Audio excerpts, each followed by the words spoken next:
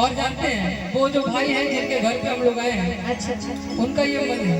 कि खुशबू जो के आप कह दीजिए। अच्छा ठीक है, कह दीजिए। और चंदन जी सुनेंगे कि आज हम पहला मिलनवा कि मिलल सजनी के सजनवा कि हमारे अंग अंग गुलाब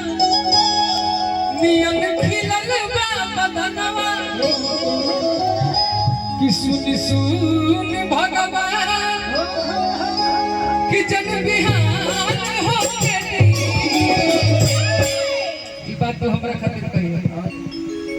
कि आज राजा जी के बिक्कू जी के कोरवे में, अरे कि आज भी कुएं के कोरवे में कि जवन हो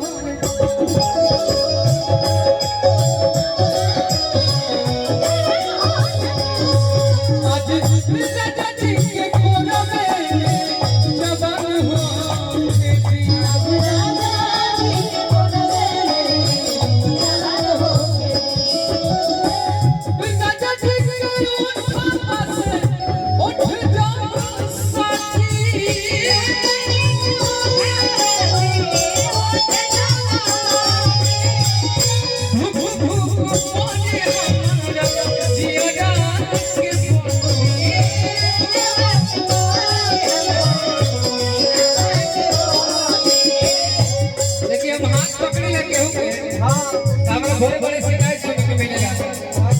कि हाथ पकड़ के क्यों गाते हो।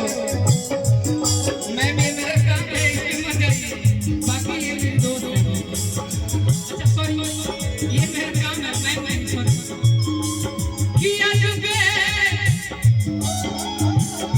अरे किला भुके दरिया में आज भर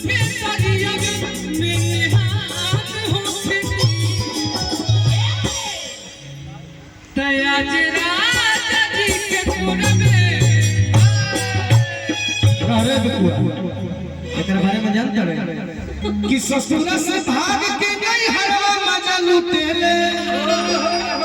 रंगीन में हो अरे भातर से रूसे लेता यार लेके सूते रे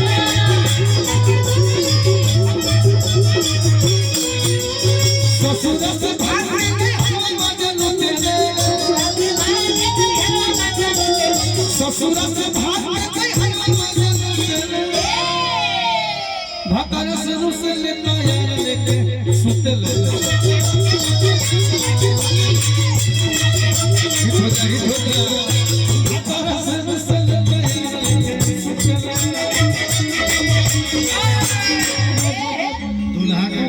राज का बटाटा में रोज दिन साटा में राज का बटाटा में रहे लगो भद्रा से रुसल तैयार है के सीते ले हम सुनी नचनिया से फासल रे नचनिया से फासल रे नचनिया से फासल रे ए को बटाटा में रोज दिन साटा में राज का बटाटा में रोज दिन साटा में रहे से हमरा ना कहने नचनिया से फासल रे नचनिया से फासल रे नचनिया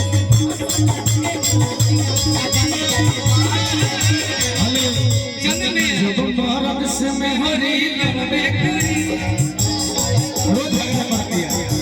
जब भारत से मैं हरी लंबे करी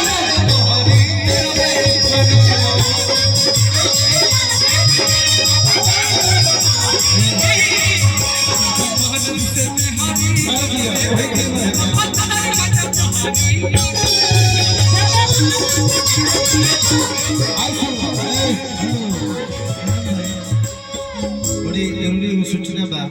दुल्हे राजा के ड्राइवर साहब के फोन नहीं खेला तो वहाँ के गाड़ी भी अपना जाए दुल्हे राजा के दरवाजा पर ले जाए के घर पर आओ दुल्हे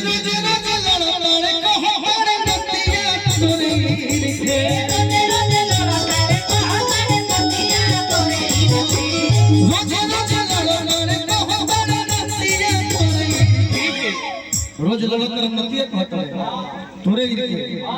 अरे हमर खब सवतिया हमर खब सवतिया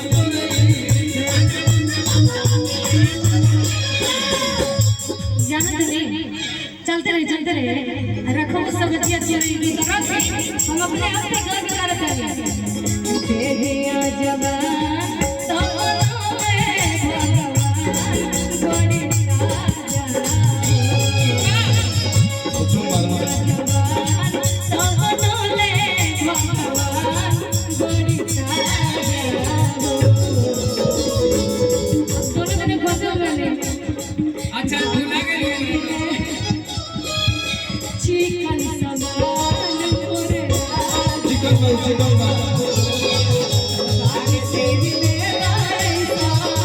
चिकन समान मोरे हेलो कहबो का कहे चलो तुरंत तेजी में तारा ही कहे के चाहिए करा सैया साल भर सैया साल धरावत खबर बात बाकी घरे नया वस्त्र हसब